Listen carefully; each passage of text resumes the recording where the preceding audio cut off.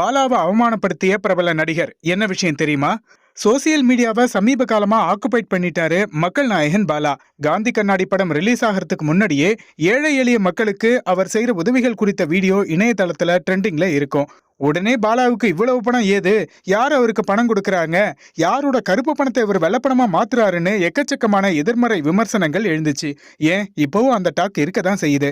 ஆனா காந்தி கண்ணாடி ப்ரமோஷன் நிகழ்ச்சிகள்ல பேசின பாலா, இதுவரைக்கும் நான் யார்கிட்டயும் ₹1 கூட பணம் வாங்கினது கிடையாது, எல்லாமே என்னுடைய சம்பள பணம் தான் விளக்கம் கொடுத்தாரு. இப்படிப்பட்ட நிலையில நடிகர் கூல் சுரேஷ் பாலாவை கடுமையா விமர்சிச்சிருக்காரு.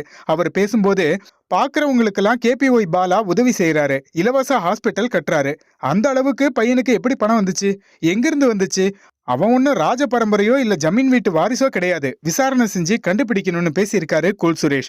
இவரோட பேச்சு பாலாவை ஆதரிக்கிற மக்கள் மத்தியில பெரும் அதிருப்தியையும் கோபத்தையும் ஏற்படுத்தி இருக்கு. இப்படி கேவலமா பேசியிருக்காரு. அவர்